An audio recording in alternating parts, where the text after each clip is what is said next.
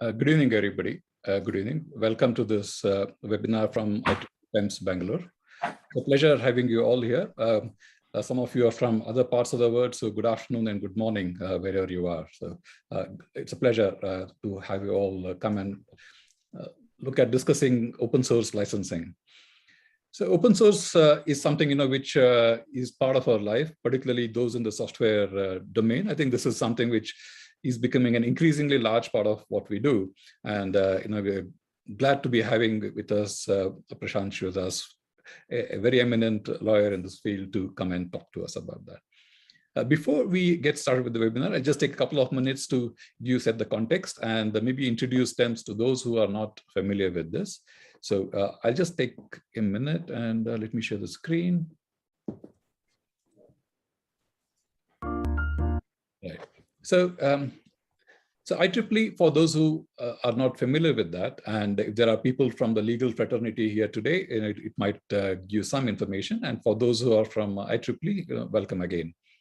IEEE is one of the world's largest organizations of professionals dedicated to advanced technology for humanity. Right. So this is generally, the people who are members of IEEE are those who come from the electrical, electronics, or the broader IT field, and they work on creating new specifications, new standards, as well as advancing knowledge in these fields, and in a way that will actually benefit humanity. That's a very broad mandate for IEEE. It's been around for a very long time, started in 1884, and hence it's got a very long and storied history with a lot of accomplishments to its credit. One of the wings within IEEE is called TEMS, Technology and Engineering Management Society. This wing within IEEE looks at the broader aspects of how technology can be enhanced for delivering better services to society, how products and services can be converted into things which will actually be of value to society, how entrepreneurship can be fostered across the entire ecosystem, how ideas can be converted into products, and a broader stories around that. One of the things about managing technology today is about how we can manage aspects of compliance, licensing, and so on. And today's webinar is with that context in mind. So open source is something which has been an essential part of our life. There was a survey done, I think this was actually about a couple of years ago, and they scanned about 1,500 different applications from a variety of enterprises and found that nearly 96%, pretty much everything, had some kind of open source component or the other inside them. Right? And in fact, even within those, it's not just the presence of open source, it's also the extent of presence of open source in these products, which is increasing. So it's now well in excess of, this was a couple of years ago, and there is no reason to believe that it is not progressing at the same pace. So very likely, more than 2/3 of every single application that is built today is having open source as its component, and then the remaining 1/3 sort of forms the actual application that is being built by those enterprises. So as you can see, open source forms an extremely strong foundation, an essential foundation on which nearly all applications and all software is built today. In fact, the number of components that are used in applications has shot up tremendously. This survey, there was another survey, this is from Black Duck. They are one of the larger proprietary tool provider in this space. And their assessment was that last year, the average number of open source components is in excess of 500. Right, so this might seem surprising. You may not explicitly use 500 different components yourself, but it's a cascading thing. You use certain open source components, they in turn use other open source components, and it kind of pulls in. I mean, anybody who's built anything with Node or React or worked in general in the JavaScript ecosystem will know that you can keep pulling in dozens and hundreds of NPMs with almost a single dependency being added, and so you can see how it shoots up very quickly. So with such a large portion of our application, of our industry in general, being based on open source, it's very important for us to understand how open source licensing plays a key role in this. So while I talk about this, there is a small poll that I would like to share with you. This just to understand what kind of background the people on the call are. So this should pop up on your screens, and if it does, please do respond, and we'll see the results as well, and I'll see if I can summarize that for Prashant. So while you respond, I'll just continue on. So there is a very wide variety of licenses that are being used. So open source licenses, at least in the context that we're talking about, we kind of think about it as a monolithic single thing that we need to understand. Unfortunately, that's really not the case. Right? There are hundreds of different licenses, and there's a very wide variety of obligations, rights, and restrictions they all come with. And understanding them will make us better developers, better engineers, better managers, and better business unit heads, because understanding licensing is extremely crucial to running a successful software product today. My own awareness of open source licensing goes back some 17 or 18 years, when we were building a product which was getting licensed by a large semiconductor manufacturer, and one of the requirements that they had on us to purchase that license was they needed us to provide a list of open source licenses and which components that we use. And that's when we started realizing that even doing regular business might actually require us to be careful about what licenses we use and how we understand and interpret them, and how we meet our obligations under each of those things. So my interest goes back a long way, and but the open source licensing domain hasn't been very static, so it's evolving as well, and there are hundreds of different licenses, and we will hopefully cover the more important ones today.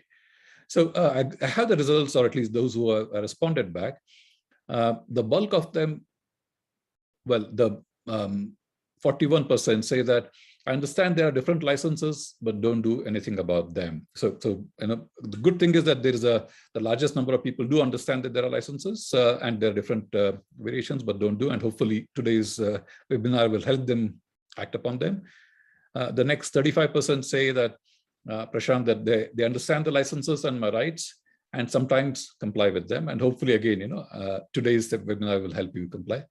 There are few people who say that they don't really understand this stuff, so it gives us some perspective of where they come from.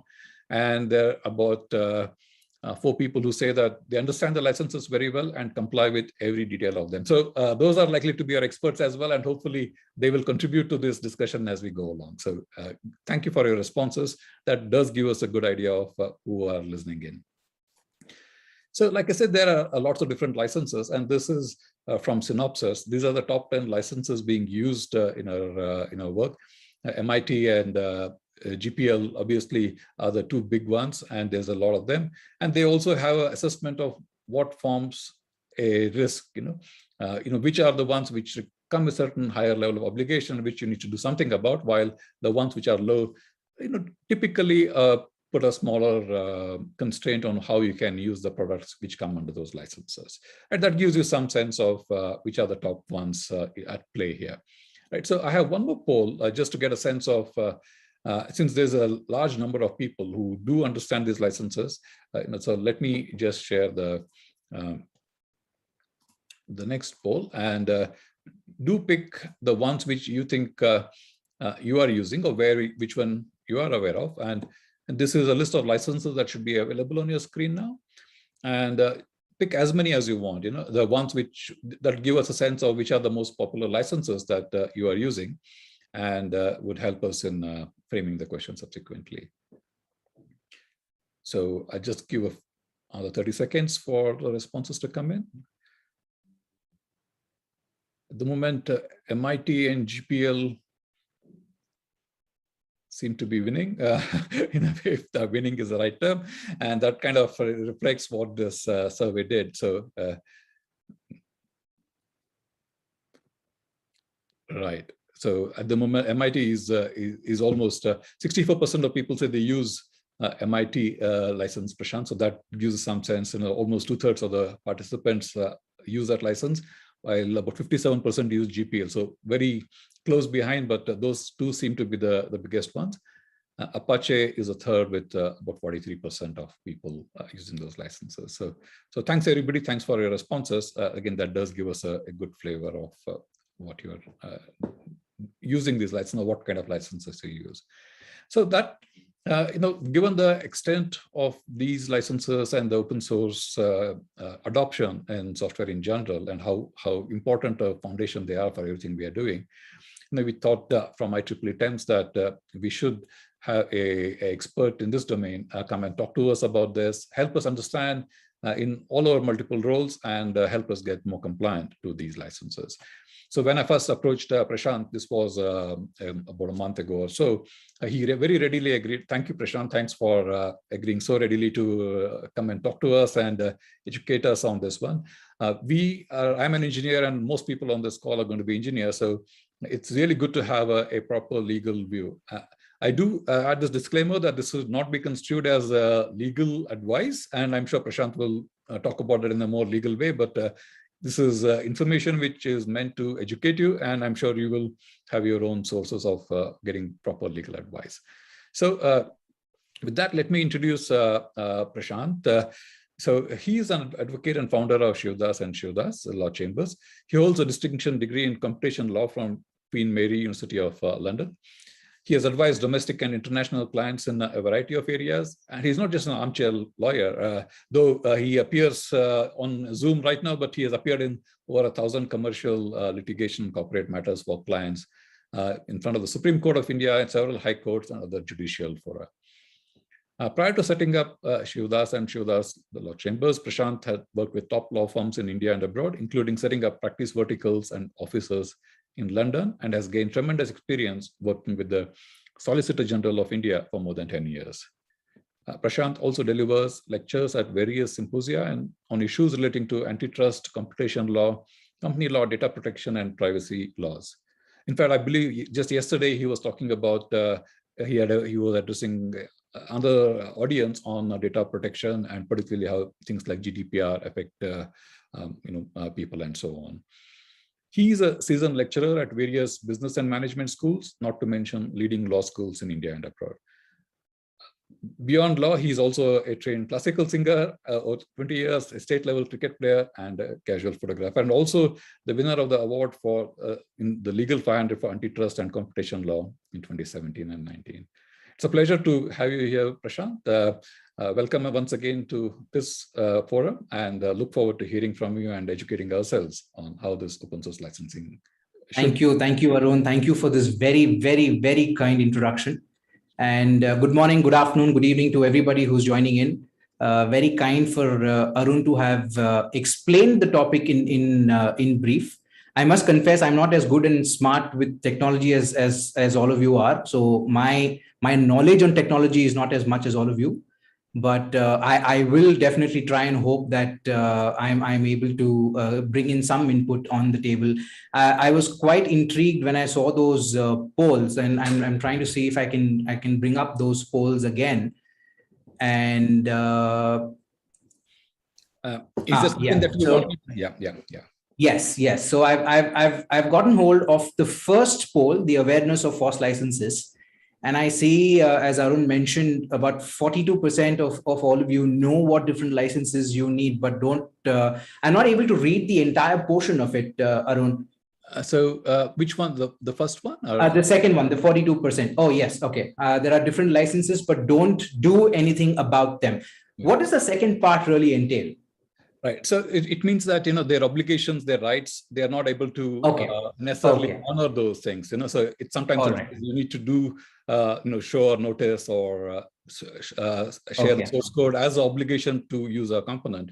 And hence, people might use the license or the component, but not necessarily follow up on those obligations. Okay, so I'm sure that I'm actually catering to 42, 32, and 5. And the remaining 21% will excuse me if I make some mistakes today.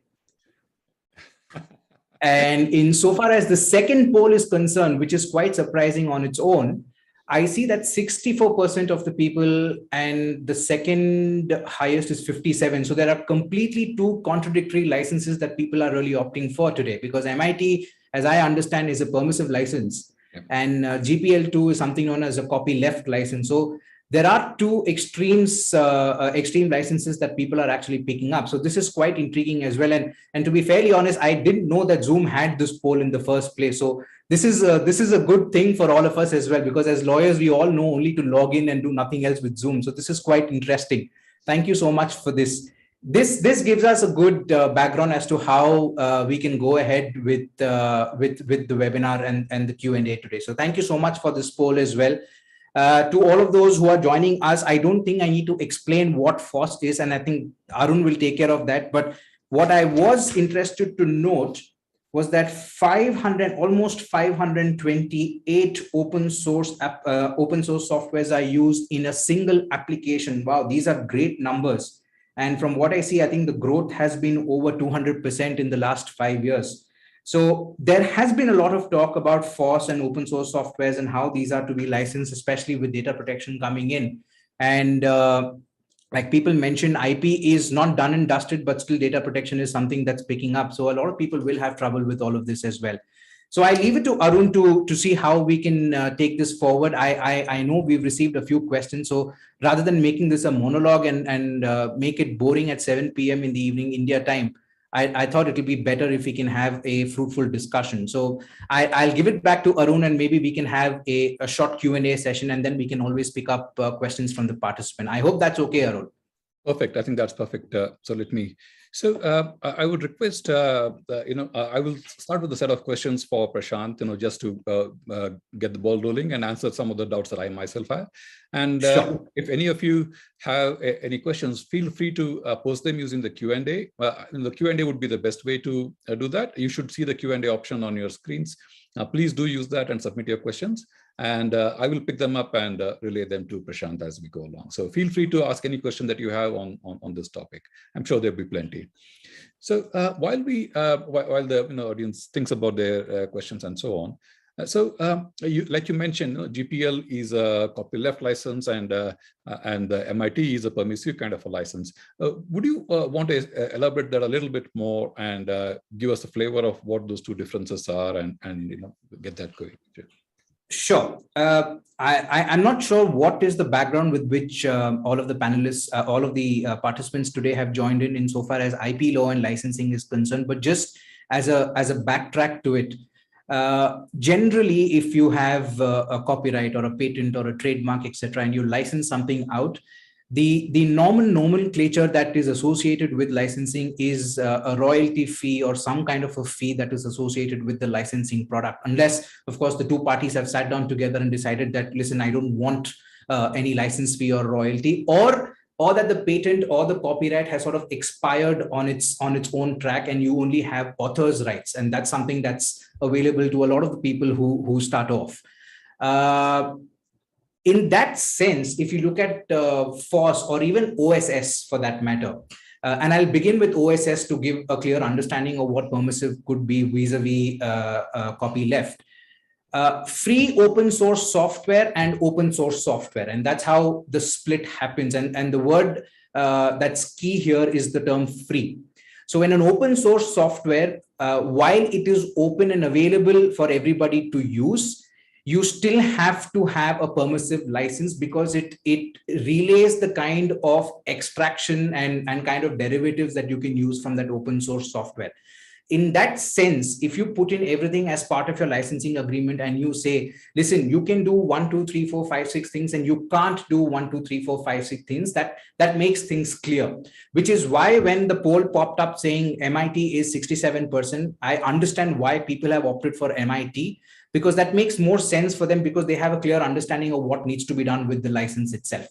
Whereas on the other hand, if you look at free open source software, and if you look at, for instance, the general license, which is otherwise known as a copyleft license, the copyleft also has two strong wings to it, a weak copyleft and a strong copyleft, right? And for those of you who don't know, this is not an opposite of copyright. A copyleft is a stream and a method in which some licensing requirements may happen. But the problem with copyleft and general public licenses in that regard is that the restrictions are far more than what they usually are in a compulsory license in that sense, or for that matter, when I termed it initially, they are actually known as permissive licenses. So if you look at the general public license, there are 3 versions or 4 versions that have come out so far, and people tend to operate on those 3-4 licenses.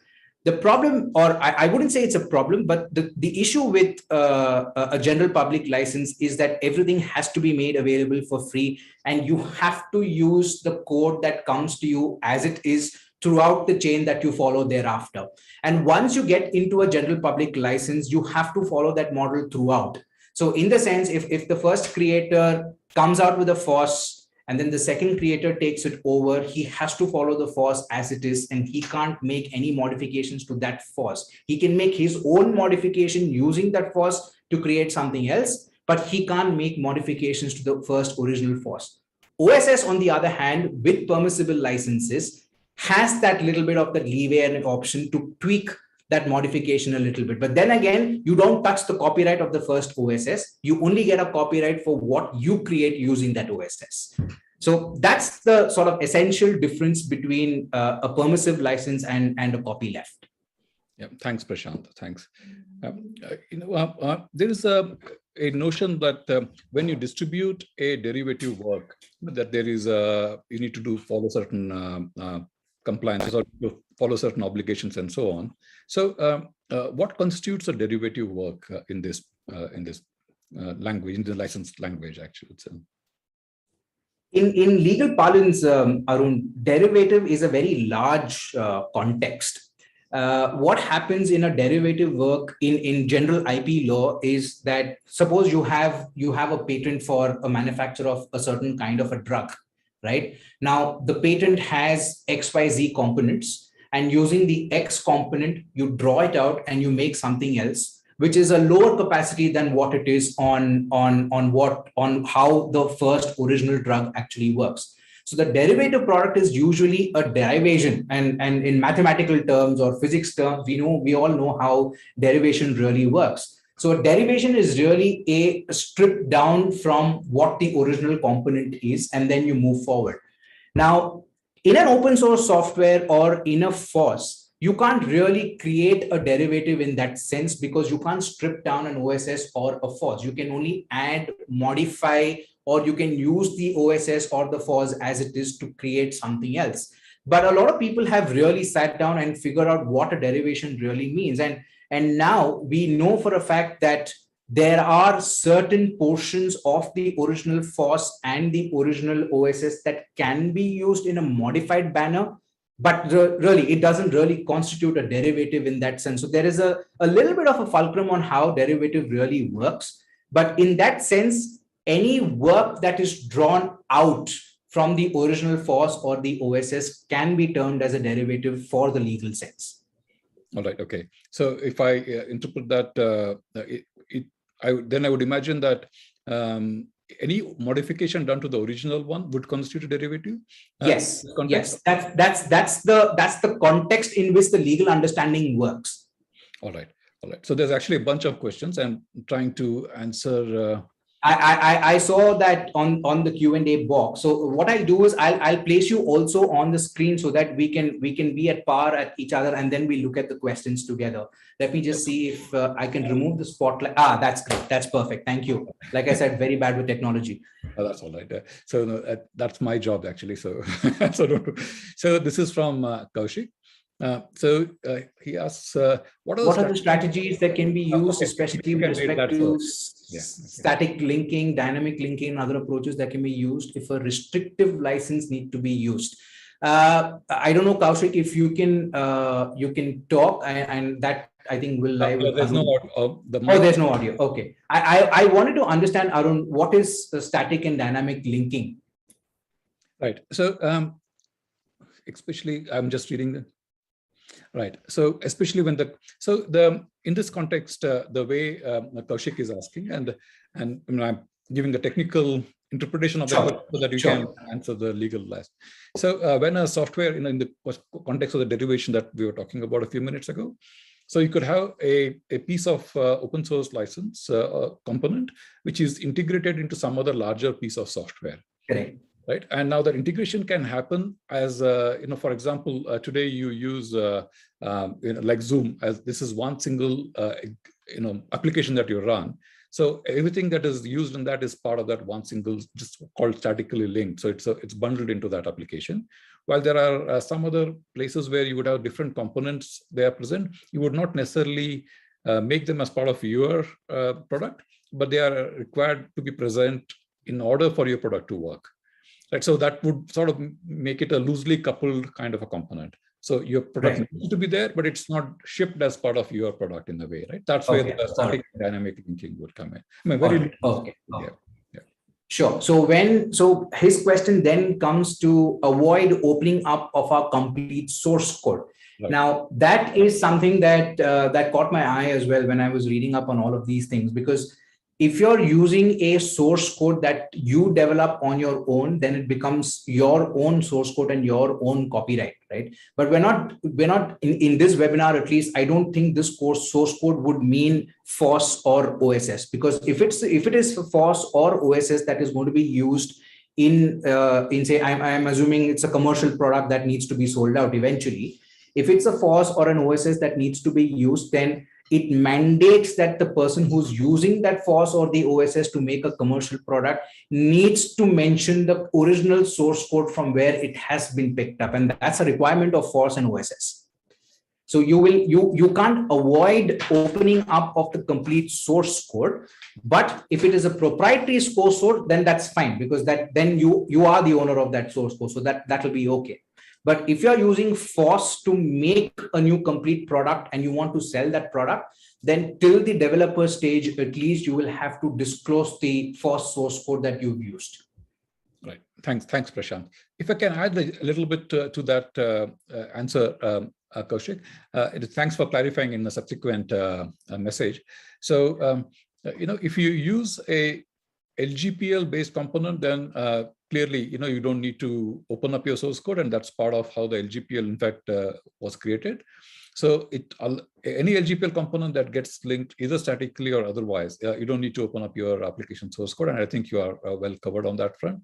However, if you are using GPL and if you do a static linking, then there isn't really any option other than to open up your application source code. So in that sense, those licenses come with those restrictions, and there's no easy way to work around that, because those licenses are created explicitly to avoid use of GPL component in a closed source product. So in that sense, they explicitly try to prevent that. So I'm not sure there's a quick way or an easy way to, or a strategy that you can use to overcome that part of it. Prashant, I hope that's all right if I can just... Perfectly fine. Yeah, Kaushik, I hope that answers your question, and you can ask a follow-up in case you wish to. The second one is from Slicer. Can I read the question, or do you want to read it? Sure. Absolutely fine. I keep hearing about the term portions copyright to be included in about box. Can you please explain the term a little more? And I am assuming portions copyright in your context would mean the portion of the copyright that you've used apart from the FOSS that you've already used to make a new product out of it. So if I'm getting a FOSS A, I put a B into it, and the B that I put into that FOSS A becomes product C at the end of it all. Right. So the portion that I put, the B that I put into the FOSS A, that B is the copyright that I generate and I create. Now, in some in some countries, you don't need to specifically make an application for the registration of a copyright. It is automatic. For instance, India has that, Australia has that. So you don't really need to make an application for you to have a copyright on it.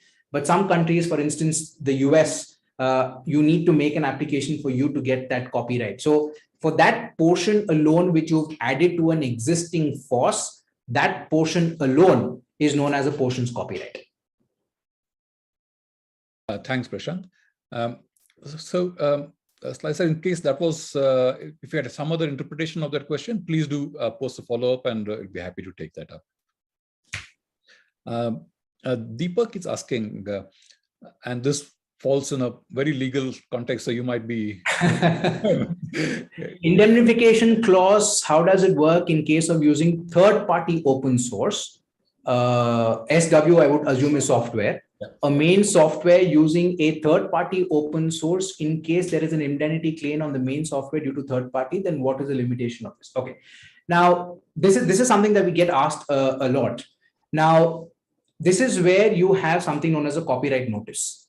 So the original person who owns the FOSS, so let us assume I make the FOSS, I give the FOSS to Arun. Arun then gives it to Mr. Deepak Arora for him to make something else out of it. And Arun also makes something out of it. So the original FOSS lies with me. In my license to Arun, I will have a copyright notice that says, hey, look, Arun, this is my software. You use it the way you want to because I have the copyright for it. But what you do with the software and what happens as a fallout of your software, that's your headache. Don't pin that on me. Arun then passes off that copyright notice as is to Mr. Deepak Arora, who will then use that and couple that out with other people as well. So this is where the chain of either a FOSS copyleft happens or an OSS compulsory happens. And you have to follow that chain throughout. So in that sense, Mr. Arora, if there is a third-party open source that you are taking in and you modify that third-party open source and supply it to somebody else, only you are obligated to sue the third-party open source in case there is a problem with the open source or there is a violation of the open source. Who you sell it to, that person has no right with the original third-party owner. Yeah, thanks, Prashant. Thanks a lot. If I could add a technical element to that answer, Prashant, then so Deepak, one of the things that is needed to be done in such cases is also some kind of prior due diligence when you use the third-party open source software. So there are actually technical tools available which will do an audit of such software and then give you a sense of what open source elements are present in that, and then you can take a call based on that report on whether what is the risk that you are running, and do you want additional indemnification from the third party or not. But those tools will give you the information to take a proper a judgment call on that one.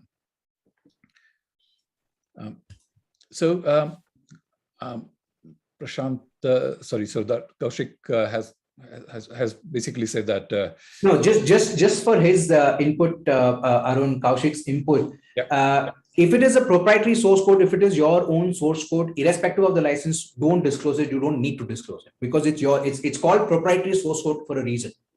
So it belongs to you, so you don't need to disclose it unless you want to make it a FOSS. Right. Unless you want to make it a FOSS, you don't have to disclose your proprietary source code. Right. But in case, I imagine the context is if he's referring to integrating open source code. So essentially, it becomes, if you see that initial part, it would mean that it's not entirely proprietary. If it is entirely proprietary, what you just said would be correct. But if he's referring to integrating an open source code and the proprietary source code, to the extent that he has used the open source code, that needs to be divulged. Proprietary source code can be kept aside. Right. Okay. All right. Thanks. All right. Then there's a question on the chat. This is from Praveen. He is asking which license is applicable for educational purpose. Generally, Arun, if you look at IP laws in that context, IP law exempts any kind of use of patents or trademarks or copyrights, etc., when it is used for educational purposes, because there's a concept of fair use. So if for some, when we used to be in law school initially, we never used to have access to books. So when a publisher sends one book to the law school, we used to take photocopies of that book and keep it with us. And we used to claim fair use because then it is being used for academical or educational purposes. So if it is used for educational purposes, if it is used for fair use purposes, and it's a very large definition, fair use is a very extensive and large definition. If it is used for fair use purposes, then you don't generally need any kind of license. In fact, all license agreement in themselves have a clause saying that if it is being used for fair use, then you don't have to take permission from us. But otherwise, you'll have to take permission from us in case you're licensing it or sub-licensing it to any other third party. I see. So in general, the fair use protection should apply to educational institutions. Yes. So I hope, Praveen, that answers your question on this one. So there's actually a follow-up from Slicers saying that he will want to have a follow-up question, so I'll wait for that. Sure. Meanwhile, there are a few other questions that are there, which I will take up. So how do, let's say I'm using an open source license, and that license also implements some product or some idea which is patented. So how do these open source licenses coexist or interact with patents? Or how do they play off each other, and what kind of aspect should one consider? There are two aspects to this question. One is, if you're, of course, if you're using a patented product, you always have a license with them, and therefore you have a royalty, etc. All of that works with the person from whom you picked it up from as a patent. So if I picked up a patent from you to license, sub-license, and use that product, etc., a development and use of that patent using that license is permissible to me. So what I will do is I will enter into a licensing agreement with you vis-a-vis the patent of yours, and I will pull down all of the rights and obligations I have vis-a-vis your patent, where I can't sell it commercially, I can't sell it, I can make a derivative work from it, etc., and use that as part of my licensing agreement. Now, when I have that licensing agreement with me on my table and I pick up an open source software, since the original licensing agreement with the patent holder allows me to create a derivative or modify, etc., once I make a modified, say, product or a software, that software by itself now belongs to me. So patent in itself means any improvisation on an existing product, because no product is very original in that sense. Everything is a derivative or a modification of an existing product. So any innovation of an existing product is also considered a patent. And you get a 60-year timeline. In India, at least, you get a 60-year timeline for a patent, right? So if I have that, and if I've used that in a certain way to make a derivative or make a modification, and then use an open source to make my product a whole, that's fine. That should not be a problem. And those two things will interact with each other. But eventually, when I have the product and now I license it out to somebody else, I will have to have a good license and a strong licensing agreement with the person that I give it out to, because now it has a wholly patented product in it. I think you're on mute, Arun. Yes. Right. So I think so. Then it needs extra protection or precautions to be taken when handling. Yes, and that's where your data protection angle, your other IP issues will all come in, because you're using a material, you're using data of somebody else to make your own particular data. And the GDPR has been quite stern on these actions. India so far does not have a data protection law yet. It's currently pending in the parliament, but GDPR is quite strong on these points. Yeah, thanks. So there's a follow-up question from Slicer. It's more detailed. Sorry, Rohit, you're right. Yes, patent is 20, copyright is 60, not 50. Copyright is 60, and then you have author's rights. Patent is 20. I stand corrected. Yeah. Thanks, Rohit. Thanks for that. For the diligent following of the discussion. Thanks for that. Like I said, those 18% of the people will correct me today. Yeah, we all get biases. So there's a follow-up question from Slicer on the Q&A. Yeah, since we use many open source components, I'm always worried about the third-party indemnity. I have signed as part of my license with a large customer of mine. How do I protect against some original developer suing my customer, okay, who is large, and it will help the developer some limelight, and I have to indemnify my large customer? I'm not sure how you have to indemnify your customer if he's, I'm doubtful if he can first of all sue the original developer in the first place, because he has no privity. There's something known as privity of contract. So he will have no privity of contract with the original developer. But in the off chance, very, very remote off chance that he does go ahead and sue the original developer will simply come and show his copyright notice to court and saying that, listen, I sold mine to you, and you in turn sold it to your customer. So I have no role to play with it. If you have some problem, you deal with your person who's the person who sold it to you. So that's how it will work. So in that context, yes, you may have to indemnify your large customer, but there's no chance, or there's a very slim chance that the customer will go against the original developer to court. Thanks, Prashant. Slicer, I hope that answers your question. And again, if there is something which you would want to follow up, please do raise a follow-up question, and we'll be happy to. I think there's a question from Deepak as well. Another question from Deepak, a follow-up question. It's on the chat box, so I'll just read that out. Follow-up question. As an example, we use an open source community edition database in our IPR software. There's an indemnity claim which occurred due to this community edition of the database.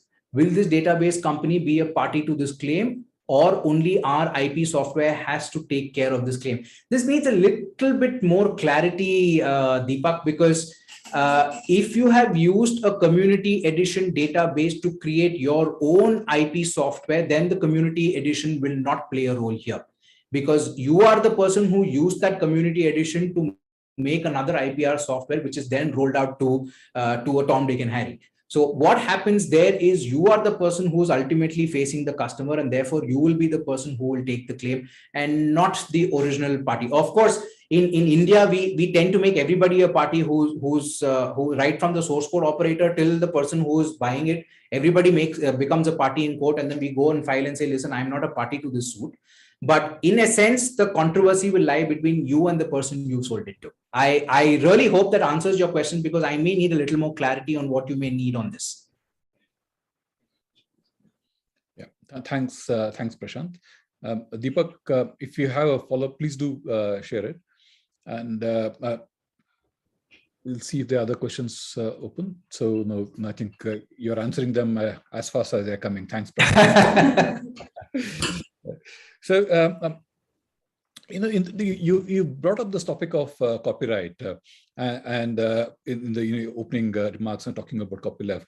So when someone makes a component open source, so who does the copyright belong to? Suppose I use that product. So does the copyright get transferred to me, or does it belong to the original user? So any thoughts on that? So let me explain this by way of an example. If I am the person who's making the original FOSS in that sense, and I use XYZ material to make that FOSS, then the copyright of that original FOSS of XYZ belongs to me. Now I get into a licensing agreement with you of whatever nature, and you now use that FOSS to create the data in the FOSS, which is XYZ, which is the code which I had created, and you add an A to it, right? Now, the XYZ still belongs to me. The A is something that you have developed, and therefore that copyright will belong to you. Now, the product is known as XYZA.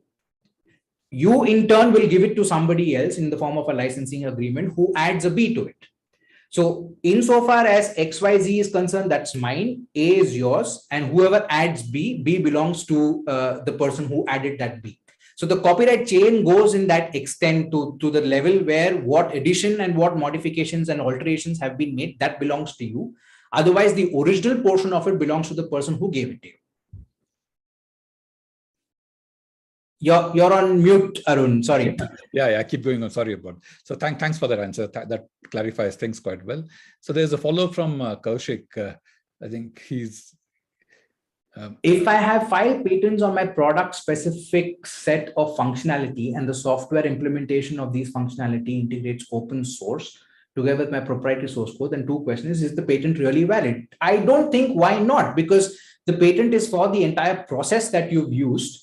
And free open source software in that sense is meant for things like this, because you pick up something from the internet, which is the free open source software, you do something with it, you integrate it with your own original source codes, etc. But you will not get a patent for the source codes. You will get a patent for the process that that software does or that software uses, and that's how the whole patent will work. So I don't see why the patent should not be valid.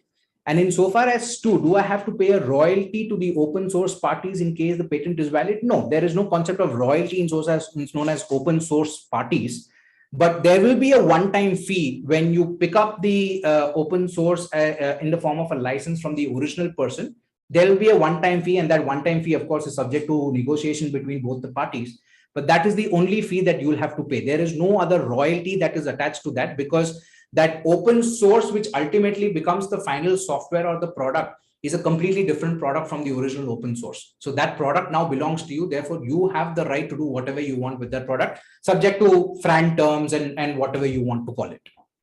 Thanks, Prashant. If I add a slight one more couple of lines to this one, Kaushik, I think the implementation itself is not what gets patented. It's really the idea. So in that sense, the fact that you are using an open source in the implementation is a later part of so the idea would have hopefully got patented before you get to the implementation or the realization of that idea. So hence, the idea is in that sense detached from how we would realize it. And presumably the idea is sufficiently novel that it builds sufficiently new value on top of what the open source you are trying to build upon. So just additional information for you on that. All right. Rohit has a comment here that softwares are... That's right. Softwares per se are not subject. That's what I meant, because a software essentially holds a source code, and a source code by itself cannot be patented. That is because that is only subject to a copyright. But the process in which you arrived at that can be patented. Thank you. Thanks a lot. That clarifies things. So, are there, we are coming close to we're about 5-6 minutes away. And so is there a sense of open source? Is there a particular license type, or do you see a direction in which these open source licenses are heading in the coming days? Is there some general trend that you see on around these? I think the poll answered that question in a certain way. I think most people are now looking to take MITs or I would believe Apaches are one of those licenses where the permissive licensing model is the model that's really picking up these days, because you can really put down and pin down what you need to do and what you should not do as part of that permissive license, which is otherwise not available in a general public license, in a copyleft license. So I do see a growing trend of permissive licenses being used. And with time, I think there will be stricter licenses that are going to be introduced. And I think parties will have more of a leeway in terms of what they need to put down as part of that as part of that license. So there is some kind of a methodology in which parties come down and sit together when they sit down and do MIT or Apache, etc. But that gives them more freedom to work around with the source code itself. Thank you. Thanks a lot. I think so the direction is pretty clear in that yes. sense. Yeah. All right. So are there any other questions, as we are coming close to wrapping up? So if there are any questions, please do raise it right away using either the Q&A or the chat. You can see both. So Prashant has been knocking the questions off the park as soon as they come in. His cricket background. No, this was a prime example of how India collapsed yesterday. Oh yeah, yeah, not a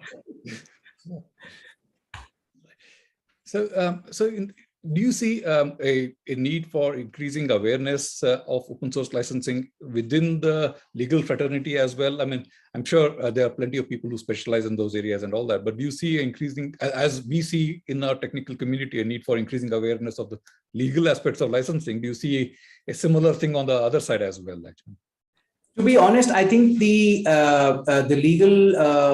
legal sector may not be as the problem lies in two different ways, Arun. One is, I think the legal guys are not really interested in how the software really works and how, because for me to understand FOSS and OSS, it really took me a long time. So for us to figure things out is going to be difficult. But at the end of the day, I think when it goes to a context of patent and copyright and how the software really works. And that is where our angle really steps in.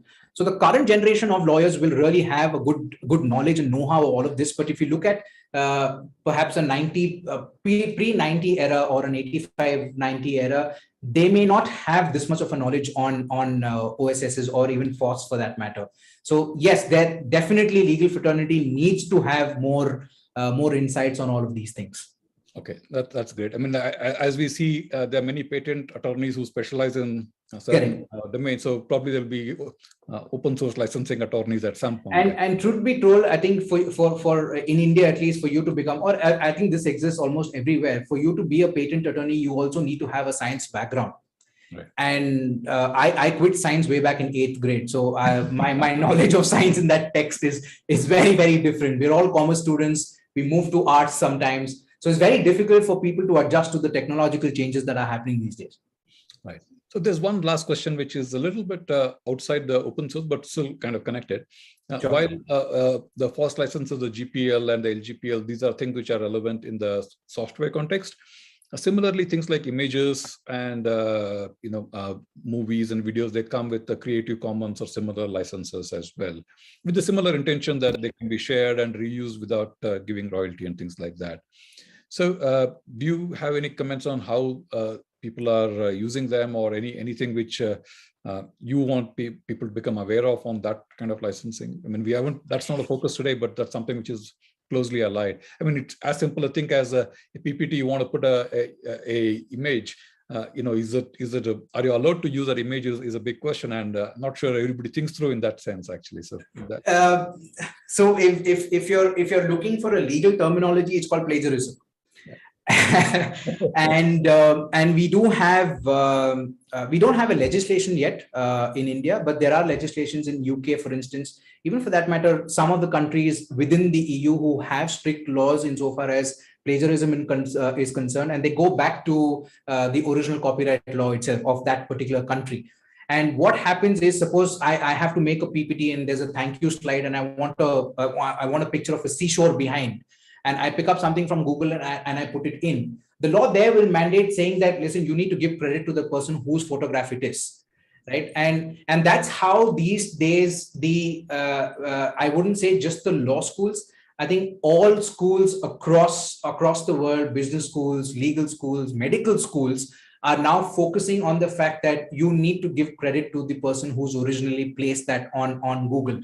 And from what I understand, most of the images that are there on Google have expired or lapsed their copyright age in that sense, and have moved to this, unless the person who originally clicks it says, listen, I don't want a copyright on this, I'm placing it on Google, use it as you want. So those are the two different contexts, but I haven't seen too many people complaining about all of these things, because Google just gives it out for free for everybody. So I don't see a lot of people complaining about this. Sometimes it's just imaginative and nice to have some of these pictures behind. But the truth of the matter is that you're supposed to give them credit. Thank you. Thanks for that. Hopefully, the people here would be following those things and given their interest in this domain. So I think, you've been very kind in answering these questions, and I'm sure all of us will go back from this webinar with a much more deeper understanding of these licenses and what we need to do about it. So thank you for taking the time for this one. No worries. Absolute pleasure. Absolute pleasure. Any concluding remarks from you, or anything you want to convey or leave with the audience as they? I'd actually like to sit down and have a conversation with a couple of you guys to understand how really FOSS and OSS really works. And because like I said, I don't have a background on all of these things. So for me to have a better understanding of this, I'd like to understand how the process really works from an engineer's level. So if there's any conference, or if there's any talk by any of you guys, and you guys are okay to have a lawyer on board, please do call me. I look forward to come in and sit down and listen to all of you guys.